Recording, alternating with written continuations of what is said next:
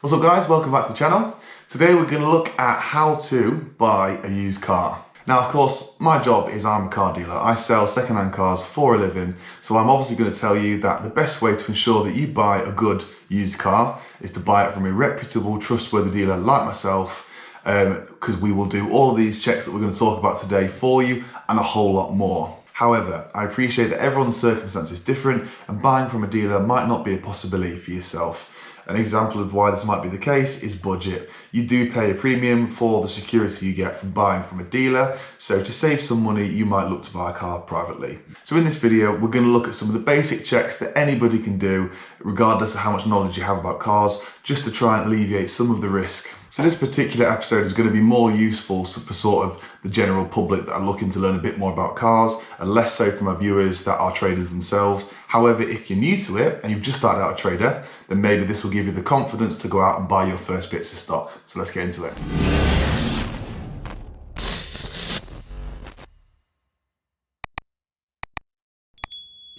So you found the car you want to buy on eBay, Auto Trader, Facebook Marketplace, and you're ready to schedule a viewing. The first thing you're going to do before you even consider viewing the car is HPI check the vehicle. So an HPI check is a vehicle history report. This basically checks sort of all the main sort of concerns about a vehicle. For example, whether it's been recorded as stolen, recorded as scrapped, whether it's got any write-off history, i.e. an insurance claim against it, whether there's any third-party interests, i.e. finance, whether there's any mileage discrepancies recorded, whether it's been imported, exported, any colour changes, anything that could cause you problems further down the line. Now, from a quick Google of HPI check, you've got loads of different websites and companies that offer this service. You've got My Car Check, carchecking.com, RAC, you've got CAP HPI, you've got Car Vertical. There's a bunch of different websites and they all go into different depths of checks, but any of them, to be honest, will check the main things. So once you've run this check, for obvious reasons, you don't want to buy a car with outstanding finance, because the company might then come and repossess the car if the owner stops making payments. You don't want to buy a car that has a mileage discrepancy, because you might find out that the car's done a lot more miles than you thought it has done. You don't really want to buy a car that's been recorded as stolen or scrapped. You might buy a car that's been written off in the past. That's down to your sort of what you want to get involved with. Most people like a clean title car that hasn't been involved in an accident, but you can buy Cat N and Cat S. So you've got non-structural and structural damage, which is allowed to be repaired. However, if you buy one of these, you can make sure that you are taking this into consideration when you're pricing the vehicle, as basically it will be worth a lot less than it would be with the clean title. Once you've checked this, if you're happy with what you've seen so far, then you go on to look at the MOT history. Now, let's look at mine, for example. As you can see, over the past few years, it's only really been tyres, brakes, that kind of thing, which is just general wear and tear. That wouldn't cause any alarm bells to go off in my head. However, if you saw a recurring issue or corrosion, anything like that, it could get quite expensive, so maybe you'd look to avoid that vehicle. Once you've HPI checked the vehicle and had a quick browse of the MOT history, next it's on to a few questions for the seller. So the first question I'd be asking is, does the vehicle have a V5 document? I'm going to attach a picture of a V5 document on the screen now.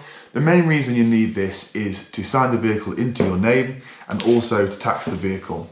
If the vehicle doesn't have a logbook, it's not the end of the world. You can complete a form from DVLA, which is called a V62 form. It costs £25 and it will allow you to sign a vehicle into your name, but it takes 5 to 6 weeks for the document to arrive, and you do have to go to the post office to tax the vehicle. So if you want a smooth and easy transaction, I'd look ideally to find a car that has a V5 present. Next, I'll be asking about what kind of service history the vehicle has.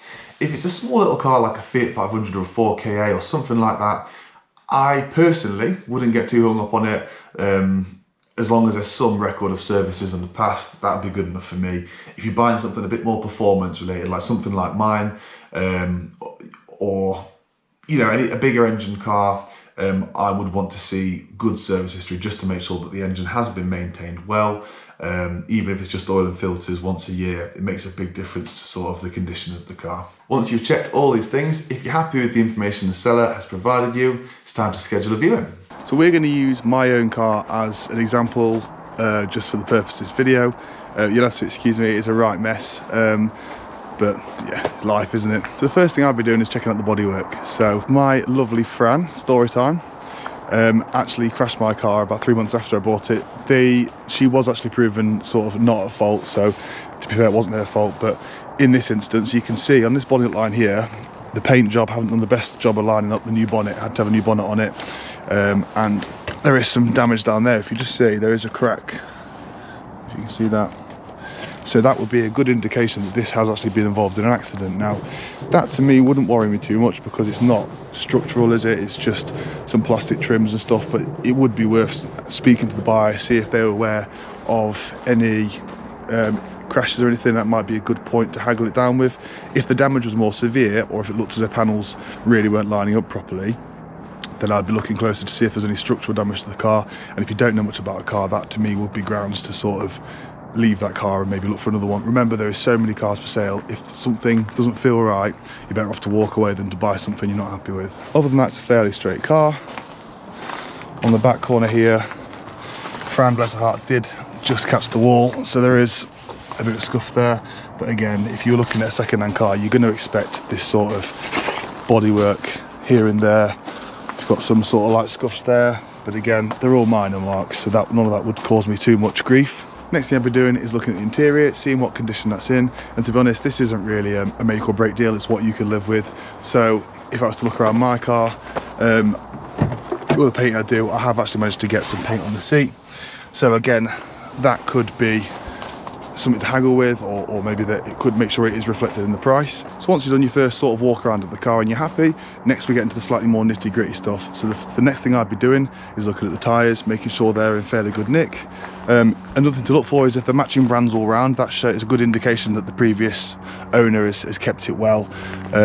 You've also got, I don't know if you want to see in here, I'll try and find a picture, but you've got a wear indicator which shows you how much tread's left on the tyre. So it'd be worth checking if the wear indicator is level with the tyre tread. That means that it's sort of on its at the end of its journey. So if you're going to buy that car, make sure you're ready to fork out on a new set of tyres for the car if that is the case. Also look for any cracking. These tyres are really new, so you won't see any cracking on these, but again, I'll try and find a picture of a cracked tyre to show you what to look for there. Next, we're going to pop the bonnet and take a look under here. Now, I always, if I'm buying a second-hand car, I always request that the car is cold when I come to view it.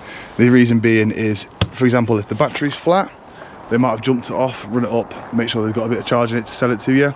Now, if it's a tiny little Fiat 500 or something, the battery's going to set you back 50 or 60 quid. But if it's something like this with stop-start and all the gadgets and whatnot, a battery on these can be 250-ish quid. And if you're looking at supercars, which I'm guessing most of the people watching my channel aren't, but if you were, some of the lithium batteries for them are over £1,000. So knowing that the battery's good on a car is always a good starting point. But more to the point, sometimes if you run a car at temperature, it will be running better than it was when it was cold.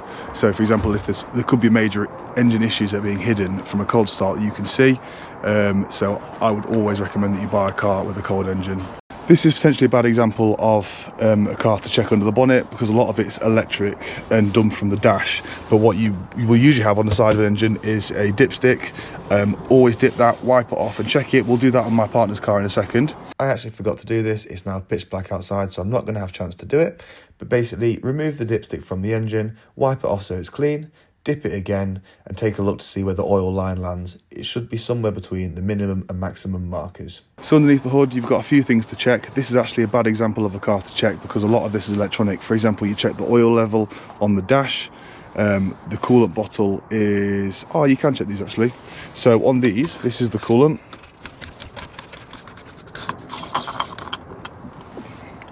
Now you can just see in there the max indicator. So as you can see, mine's full to the brim. That's where it should be. If it's sitting below that mark, it would beg the question, why is the coolant running low?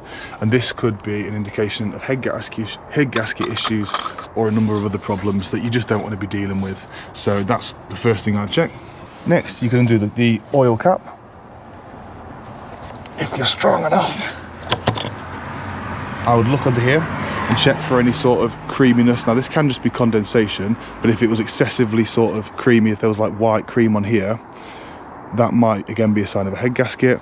Again, check the colour of the oil, but don't get too caught up on this because realistically, an engine over sort of 50-60k, as soon as you put fresh oil in it, it's going to go black just from being sort of circulated through the engine. So that doesn't concern me too much. Now on this one, like I said, you'd have to run it up to temperature and check the oil level on the dash, which if the seller's genuine, they'll help you do that. We will have a look at my partner's car, which is just a manual dipstick, which is what most cars do use. That's a little bit easier to check the levels on. Next, inspect the windscreen for chips. A new windscreen is going to set you back a few £100. Lots of insurance companies now offer windscreen cover, so you pay like a contribution of say £70. But again, do you want to be spending that as soon as you just bought your new car? Probably not. And if you're going to have to, at least get the seller to factor that into the price, because depending on where the chip is on the windscreen, it can be an MOT failure. Let's head inside the car now. First thing I'll be doing is checking all the electrics. So for me, I will be checking electric windows. So we'll start the car, put the ignition on. Checking all the windows work. I'm not going to do all of them because I know they work, but check all the windows work. Check the radio works, check the speakers work. I'd also check the lights work, check that your horn works. And any sort of gadgets and stuff, make sure they work. And if they don't, again, if you can live with it, that's fine, but make sure that it's reflected in the price. I'm hoping that you guys know what this is. If you don't, this is a lock and wheel nut key. Now, if you look on the bolts on the wheel, one of them will have a funny pattern on it. Now, that's to basically stop your wheels from being stolen. So if your car that you're buying has those on it, make sure that your lock and wheel nut is present, because if it's not, it can be quite expensive to have these taken off. You can get kits that remove them, but a lot of the time they need to be welded with another bolt onto it, another socket onto it, and unscrewed that way. So I'd always check that that's there. Once we're in the car, start it up. I'm going to check for any warning lights on the dash, which in my case there isn't any, other than my seat belt, which is this indicator down there, my lights, which are up there because it's automatic lights, and also the handbrake light, which is just there. We have got a little warning triangle there, and that's because my tyre pressures are a little bit low. But if you've got a warning light like that, it should hopefully give you some messages up here. So on mine, if I go into my settings, if I go to my notifications, it'll tell me that the washer fluid's low and tyre pressure's low, so I'm not too concerned about either of those fault codes. Once it's started up, have a good listen to the engine. If you're with somebody, ideally get them to give it a rev, make sure it all sounds okay. Obviously, if you're not car minded, then you might not know what you're looking for, but what you will know is what you're not looking for. And if it sounds awful, leave it. There's always another car to look at. Again, give it a rev, listen to the exhaust system, listen for any leaks. As you can hear, that's fine, as it should be. After that, we're heading out on a test drive. So what I would do is I would test drive it until it gets up to temperature. Then I would run it for another few minutes just to make sure there's no signs of overheating. And when you're on your test drive, make sure you're listening. Have the radio off. Make sure you're listening for any clunks when you go over bumps in the road as far as the suspension is concerned. Make sure the steering is working as it should. It's not too heavy.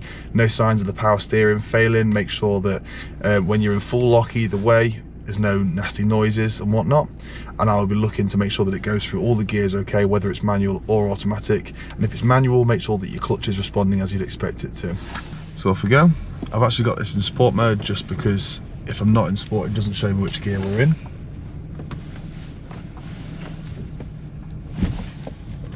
So down a nice big bump, there's no nasty clunks. As you can see, straight into second okay. Steering feels nice and light.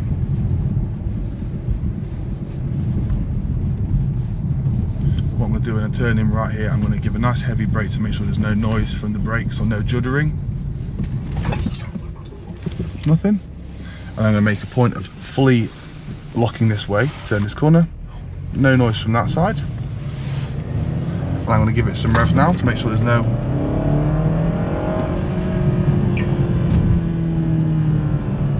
sounds good to me. Obviously it's revving quite high there because it is in sport mode.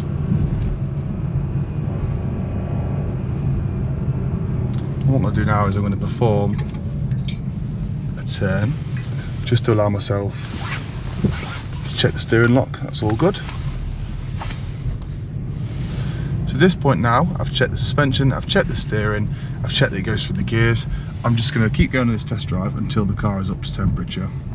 What's even funnier is today I was driving to go out for a meal with the family, and my car literally just ticked over 90,000 miles. It's on 90,003 miles now, I think. I've had this car since 50k miles on the clock, and the engine light's just come on. So if you're looking for a 330e, don't buy mine. I don't suspect it'll be anything serious, but if it is, I'll be sure to do a video on it. So in just 15 minutes, we've covered a massive amount of detail about this car. This is by no means a flawless, foolproof guide to making sure that this car is 100% sound. Unfortunately, when you buy private, there is a degree of risk, and there's always going to be a degree of risk, but hopefully you've minimised that risk to as little as possible with very little knowledge, just by performing some very basic checks that anybody is capable of doing.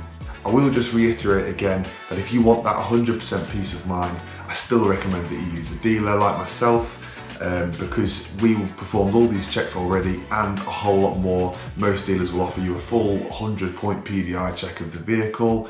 They'll have been road tested, and you've also got that warranty. For example, if you look at the video I posted a little while ago called I spent £5,000, so I wish it was £100, on warranty repairs, that's a perfect example. I had done all of my checks on that vehicle, yet 2 months down the line, it still cost me £5,000, and I truly believe there was nothing I could have done to have foreseen where that was going to go.